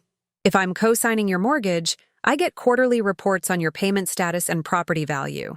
I'm not asking to control your finances, but I have a right to know how my investment is performing. Marcus nodded immediately. That's fair. More than fair. Second, communication standards. No more text messages demanding money with thanks. Attached. If you need financial help, you ask respectfully, explain the situation, and give me the opportunity to say no without guilt or pressure. Sarah was taking notes on her phone. What else? Third, family decisions that affect me get discussed. With me, holiday plans, major purchases that impact the household budget, anything that involves my time or presence, I get a voice in those discussions. And fourth, I continued, appreciation gets expressed regularly and genuinely.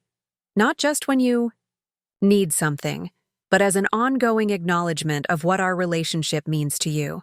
Marcus was listening intently, and I could see him processing each point not as an inconvenience, but as a reasonable request. Patricia, he said slowly, those aren't unreasonable demands. They're just basic respect. Exactly. And I haven't been giving you basic respect. No, you haven't. He sat back down, his head in his hands. How did I become someone who doesn't show basic respect to the person who made my life possible? Robert answered before I could. You became comfortable. You started taking Patricia's generosity for granted, and when people take things for granted, they stop valuing them. But it's more than that, Sarah added quietly. Marcus, you've been treating Mom like she works for us instead of like she's family. The accuracy of that observation seemed to hit Marcus hardest of all. He looked up at me with genuine horror. Is that really how I've been treating you? Like an employee?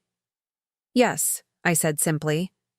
Like an employee you don't particularly like but can't fire because you need the work she does. The silence that followed was profound. Outside, I could hear Emma and Tyler playing in the snow, their laughter drifting up through the windows. The sound was a reminder of what was really at stake here, not just money or pride, but the future of our family relationships.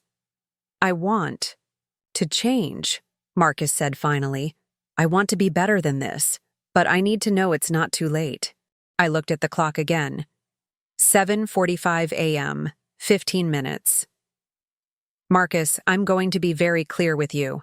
I can cancel my bank appointment this morning, but only if I believe you genuinely understand what needs to change and you're committed to making those changes. I am, he said immediately. I swear I am. Saying it is easy, proving it is harder. I stood up and walked to my suitcase. Here's what's going to happen. If I cancel this bank appointment, it's not because everything goes back to the way it was. It's because we're starting over with new rules and new expectations. What does that mean? Sarah asked. It means the emergency account stays closed until you prove you can manage your finances without relying on my safety net. It means the credit card stays canceled until you demonstrate that you understand the difference between emergency expenses and lifestyle choices. Marcus nodded quickly. Okay. Yes. Whatever you think is right. It means family meetings every month where we discuss any financial stress, upcoming expenses, or family decisions that might affect me. It means transparency about your budget and planning. Done, Sarah said immediately. And it means that if this pattern of disrespect ever resurfaces, if I ever again feel taken for granted or treated like hired help, there won't be another conversation. There won't be another chance. I'll exercise my legal rights as a cosigner without warning or negotiation. The weight of that ultimatum settled over the room like a heavy blanket. Do you understand what I'm saying? I asked. You're saying this is our last chance, Marcus replied. I'm saying this is your last chance. I've already changed. I've already learned that I don't have to accept disrespectful treatment from anyone, including family. The question is whether you can change too. Marcus stood up and walked over to where I was standing by my suitcase. For a moment, I thought he might try to hug me or make some grand gesture, but instead, he simply looked me in the eyes. Patricia, I'm sorry. Not sorry that you're upset. Not sorry that this situation got complicated, but sorry for how I've treated you. Sorry for taking your generosity for granted. Sorry for making you feel unwelcome in the house you helped us buy. Sorry for being the kind of person who could look a gift horse in the mouth and complain about its teeth. The apology was more specific and more honest than anything I'd expected from him. And I want to do better, he continued. Not just say I'll do better, but actually learn how to be better. I want to be the kind of man who deserves the generosity you've shown our family. I studied his face, looking for signs of manipulation or calculation, but found only genuine remorse and what appeared to be real determination. Sarah stepped forward. Mom, I want to do better too. I want to be the kind of daughter who protects her mother instead of enabling her mistreatment. I want to be the kind of wife who doesn't let her husband treat her family badly just to avoid conflict. Robert was nodding approvingly. This is how you fix things. Not with excuses or justifications, but with accountability and commitment to change. I looked at the clock one more time. 7:55 a.m., 5 minutes until I needed to leave for the bank. All right, I said, pulling out my phone. I'm going to make a call. The room held its breath as I dialed the bank's number. First National Bank. This is Jennifer. Jennifer, this is Patricia Caldwell. I have an 8 a.m. appointment with your mortgage specialist this morning, and I need to reschedule. Of course, Mrs. Caldwell. Is everything all right? I looked around the room at 3 faces, filled with hope and apprehension. Yes, I said. Everything is going to be just fine. 3 months later, I was sitting in my favorite chair in Sarah and Marcus's living room, watching Emma and Tyler decorate Easter eggs at the kitchen table while Sarah prepared dinner. But everything about this scene was fundamentally different from the Christmas crisis that had nearly torn our family apart. The changes hadn't been immediate or easy. In fact, the first month after our confrontation had been awkward and sometimes tense, as we all learned to navigate our new dynamic. But gradually, something beautiful had emerged from the ashes of our old dysfunction. Marcus walked into the kitchen carrying grocery bags, and I watched him interact with his family with a mindfulness that hadn't existed before.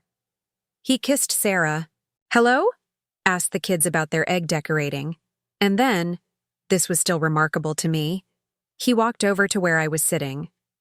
Patricia, I picked up those tulip bulbs you mentioned wanting to plant in the side garden. They were on sale at the garden center, so I got extra in case you want to expand the bed.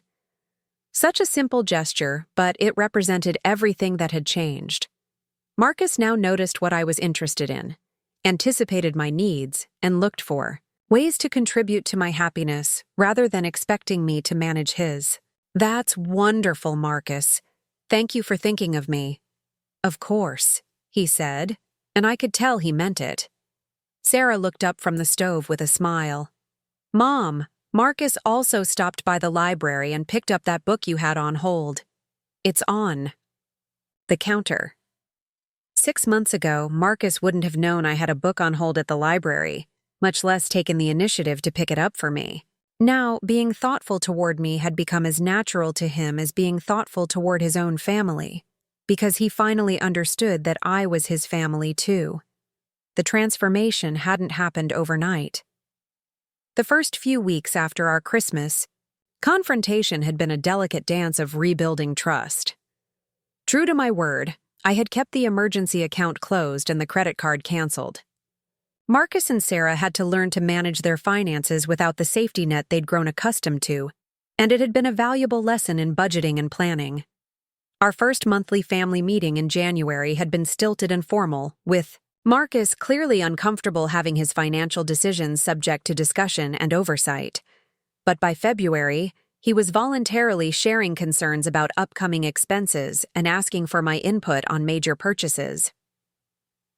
The breakthrough had come. In mid-February when their water heater died unexpectedly. In the old days, Marcus would have simply texted me demanding money for the replacement. Instead, he called me. "Patricia, we have a situation with the water heater, and I wanted to discuss our options with you before making any decisions." The conversation that followed was everything I'd hoped for. Marcus explained the problem, researched solutions, got multiple quotes, and presented me with a clear plan for how they could handle the expense. When I offered to help with the cost, he expressed genuine gratitude and insisted on a payment plan to reimburse me. But more importantly, throughout the entire process, he treated me as a valued advisor rather than a convenient ATM. He asked for my opinions, listened to my suggestions, and made decisions collaboratively. It was the first time in years that I felt like a respected member of the family, rather than just a financial resource. The changes in Sarah had been just as profound. My daughter had found her voice in ways I hadn't seen since she was a teenager. She now spoke up when she disagreed with Marcus, advocated for family activities that included me, and made sure I felt heard and valued in family discussions. Just last week, when Marcus had suggested a family vacation that would have excluded me due to cost considerations, Sarah had immediately pushed back. "That doesn't work for me," she'd said firmly. "If we're planning a family vacation, that includes Mom. We either find a way to make it work for everyone, or we plan something different." The old Sarah would have quietly accepted Marcus's decision and then apologized to me privately. The new Sarah understood that family meant protecting each other, not just accommodating the loudest voice in the room. "Patricia," Emma called from the kitchen table, interrupting my thoughts. "Come look at my Easter egg. I made it special for you." I walked over to admire her handiwork, a beautiful blue egg decorated with tiny yellow flowers that she'd painstakingly painted with a detail brush. "It's absolutely gorgeous, sweetheart. What made you choose those colors?" "Because blue is your favorite color, and you always say yellow flowers make you happy." The fact that my 8-year-old granddaughter knew my favorite color and what made me happy was a small miracle in itself. In the old family dynamic, I'd been so focused on serving everyone else's needs that my own preferences had become invisible. Now, even the children understood that Grandma Patricia was a person with her own likes, dislikes, and feelings that mattered. Tyler looked up from his egg, which was covered in green and gold stripes. "Grandma, are you staying for the whole weekend?" "This time." "If that's okay with everyone," I said, glancing at Marcus and Sarah. "Of course it's okay," Marcus said immediately. "Your room is always ready, and we love having you here." Your room. Not the guest room, not the spare room, but my room. It was a small linguistic change that represented a massive shift in how I was viewed in this household. I wasn't a guest who might overstay her welcome. I was family with a permanent place in their home. Sarah wiped her hands on a dish towel and joined us at the table. "Actually, Mom, Marcus and I wanted to talk to you about something." I felt a brief flutter of anxiety. Old habits die hard, but Sarah's expression was excited rather than worried. "We've been thinking about the backyard renovation we've been planning," Marcus said, "and we realized we never asked what you'd like to see back there." This was new territory. For years, Marcus and Sarah had made decisions about their house and then informed me of the results. Now they were actively seeking my input on changes that would affect my visits. "What kind of renovation are you considering?" I asked. Sarah pulled out her phone and showed me a series of photos she'd saved. "We're thinking about expanding the deck and adding a pergola for shade. But we also thought maybe you'd like a dedicated garden space, since you've been helping Tyler and Emma learn about plants." I studied the images, touched by their consideration.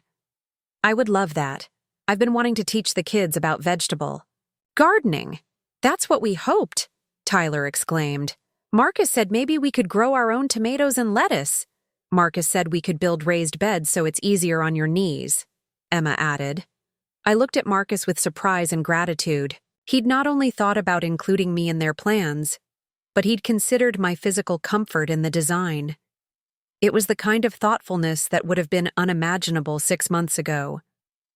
There's something else, Sarah said, her voice taking on a more serious tone. Marcus and I have been talking about the mortgage situation. My heart skipped a beat. After everything we'd been through, surely they weren't going to ask me to sign additional paperwork or take on more financial risk.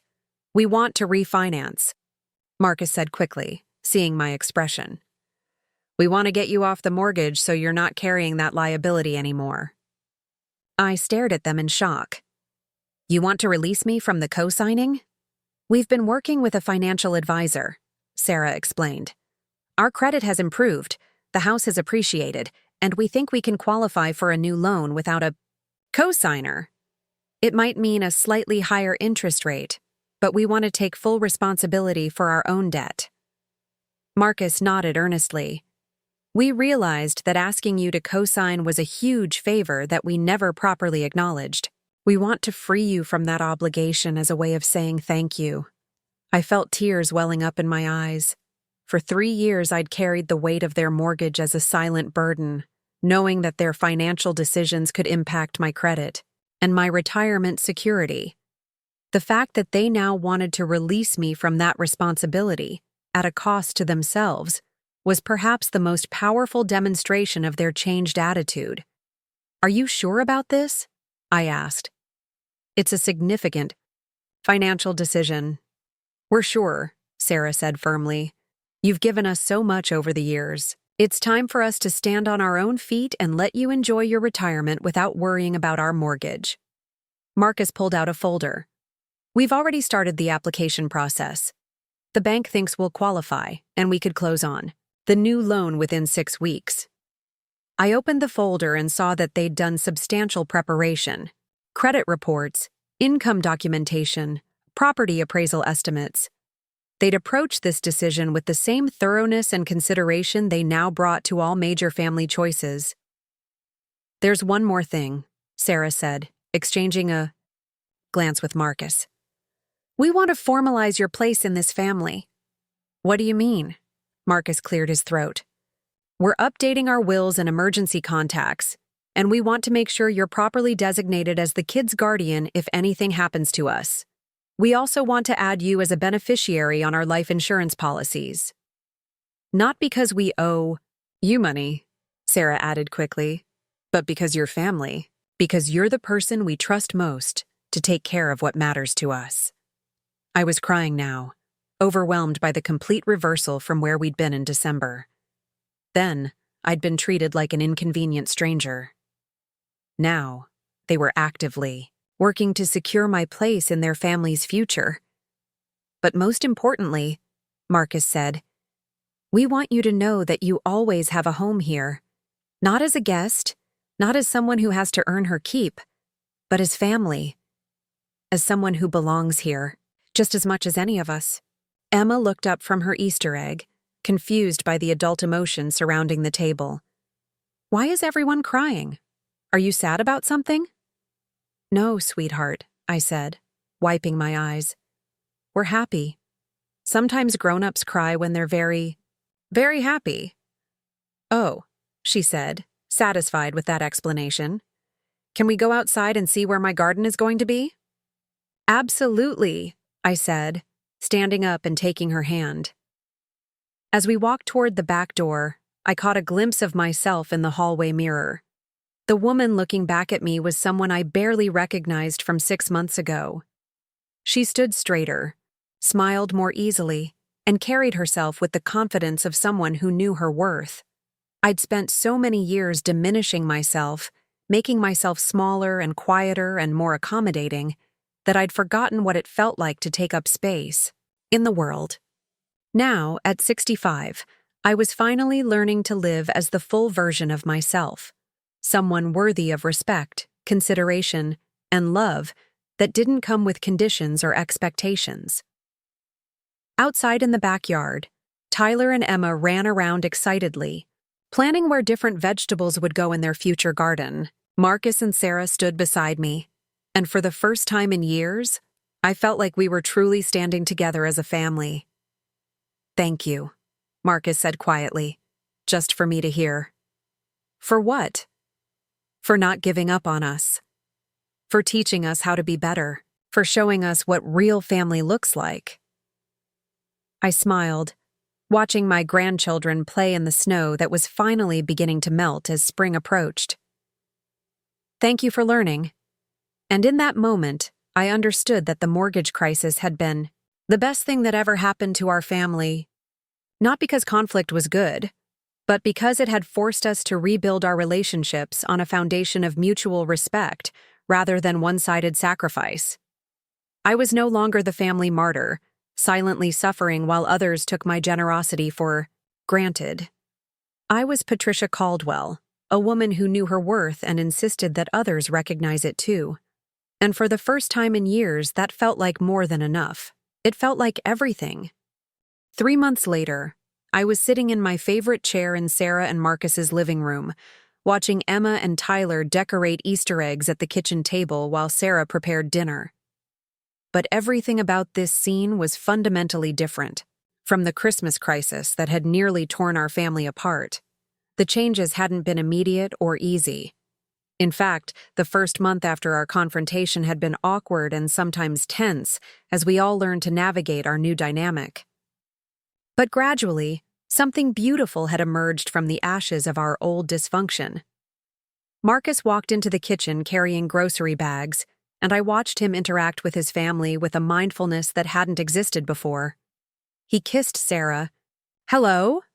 asked the kids about their egg decorating, and then, this was still remarkable to me, he walked over to where I was sitting. "Patricia, I picked up those tulip bulbs you mentioned wanting to plant in the side garden. They were on sale at the garden center, so I got extra in case you want to expand the bed." Such a simple gesture, but it represented everything that had changed. Marcus now noticed what I was interested in, anticipated my needs, and looked for ways to contribute to my happiness rather than expecting me to manage his. "That's wonderful, Marcus. Thank you for thinking of me." "Of course," he said, and I could tell he meant it. Sarah looked up from the stove with a smile. "Mom, Marcus also stopped by the library and picked up that book you had on hold. It's on the counter." 6 months ago, Marcus wouldn't have known I had a book on hold at the library, much less taken the initiative to pick it up for me. Now, being thoughtful toward me had become as natural to him as being thoughtful toward his own family, because he finally understood that I was his family too. The transformation hadn't happened overnight. The first few weeks after our Christmas confrontation had been a delicate dance of rebuilding trust. True to my word, I had kept the emergency account closed and the credit card canceled. Marcus and Sarah had to learn to manage their finances without the safety net they'd grown accustomed to, and it had been a valuable lesson in budgeting and planning. Our first monthly family meeting in January had been stilted and formal, with Marcus clearly uncomfortable having his financial decisions subject to discussion and oversight. But by February, he was voluntarily sharing concerns about upcoming expenses and asking for my input on major purchases. The breakthrough had come in mid-February when their water heater died unexpectedly. In the old days, Marcus would have simply texted me demanding money for the replacement. Instead, he called me. "Patricia, we have a situation with the water heater, and I wanted to discuss our options with you before making any decisions." The conversation that followed was everything I'd hoped for. Marcus explained the problem, researched solutions, got multiple quotes, and presented me with a clear plan for how they could handle the expense. When I offered to help with the cost, he expressed genuine gratitude and insisted on a payment plan to reimburse me. But more importantly, throughout the entire process, he treated me as a valued advisor rather than a convenient ATM. He asked for my opinions, listened to my suggestions, and made decisions collaboratively. It was the first time in years that I felt like a respected member of the family, rather than just a financial resource. The changes in Sarah had been just as profound. My daughter had found her voice in ways I hadn't seen since she was a teenager. She now spoke up when she disagreed with Marcus, advocated for family activities that included me, and made sure I felt heard and valued in family discussions.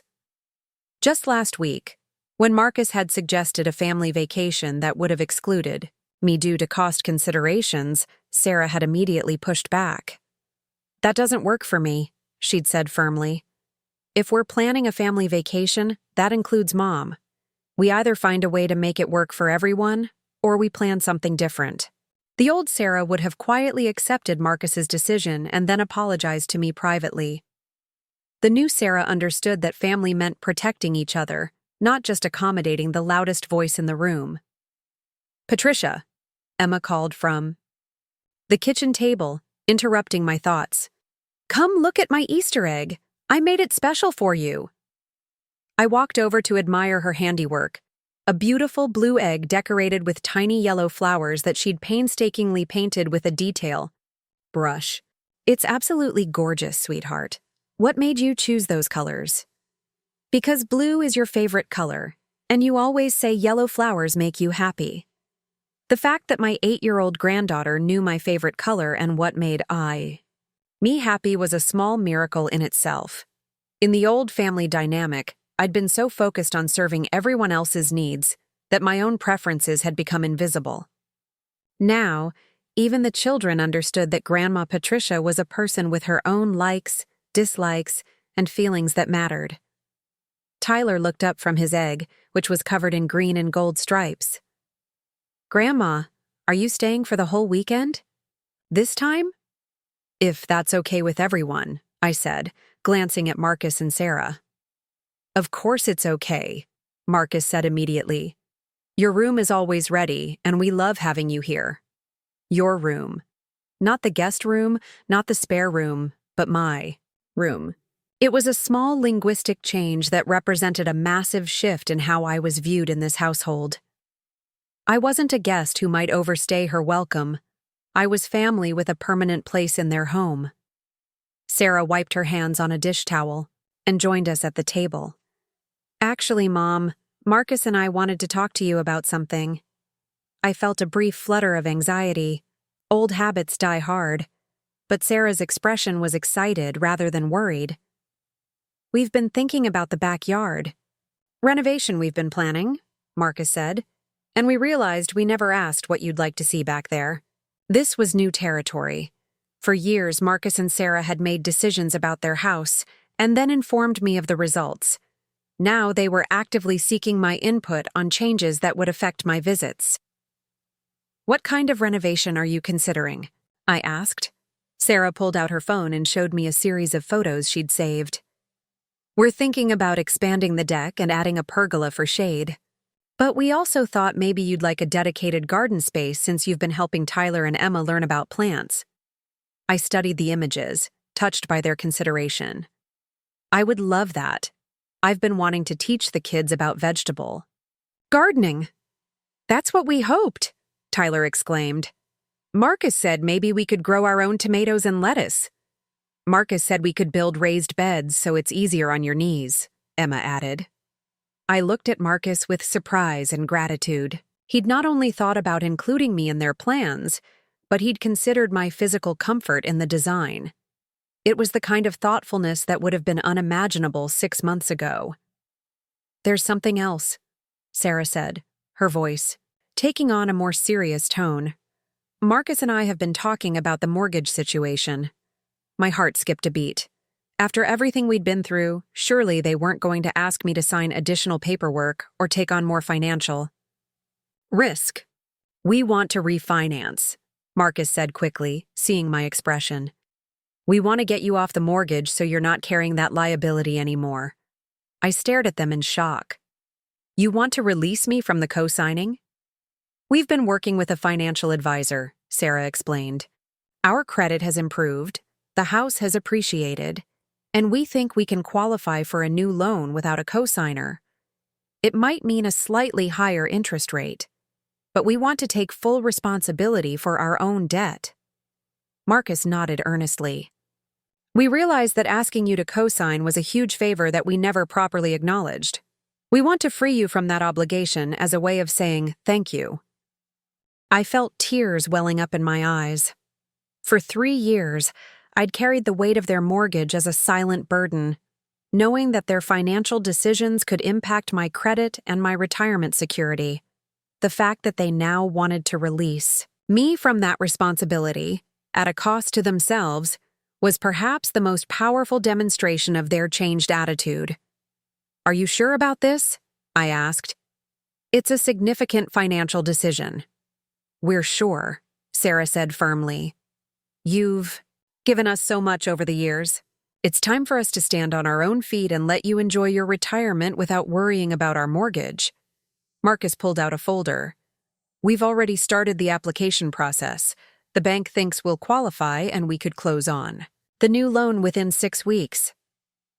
I opened the folder and saw that they'd done substantial preparation. Credit reports, income documentation, property appraisal estimates. They'd approached this decision with the same thoroughness and consideration they now brought to all major family choices. There's one more thing, Sarah said, exchanging a glance with Marcus. We want to formalize your place in this family. What do you mean? Marcus cleared his throat. We're updating our wills and emergency contacts, and we want to make sure you're properly designated as the kid's guardian if anything happens to us. We also want to add you as a beneficiary on our life insurance policies. Not because we owe you money, Sarah added quickly, but because you're family, because you're the person we trust most to take care of what matters to us. I was crying now, overwhelmed by the complete reversal from where we'd been in December. Then, I'd been treated like an inconvenient stranger. Now, they were actively working to secure my place in their family's future. But most importantly, Marcus said, we want you to know that you always have a home here. Not as a guest, not as someone who has to earn her keep, but as family. As someone who belongs here. Just as much as any of us. Emma looked up from her Easter egg, confused by the adult emotion surrounding the table. Why is everyone crying? Are you sad about something? No, sweetheart, I said, wiping my eyes. We're happy. Sometimes grown-ups cry when they're very, very happy. Oh, she said, satisfied with that explanation. Can we go outside and see where my garden is going to be? Absolutely, I said, standing up and taking her hand. As we walked toward the back door, I caught a glimpse of myself in the hallway mirror. The woman looking back at me was someone I barely recognized from 6 months ago. She stood straighter, smiled more easily, and carried herself with the confidence of someone who knew her worth. I'd spent so many years diminishing myself, making myself smaller and quieter and more accommodating, that I'd forgotten what it felt like to take up space in the world. Now, at 65, I was finally learning to live as the full version of myself, someone worthy of respect, consideration, and love that didn't come with conditions or expectations. Outside in the backyard, Tyler and Emma ran around excitedly, planning where different vegetables would go in their future garden. Marcus and Sarah stood beside me, and for the first time in years, I felt like we were truly standing together as a family.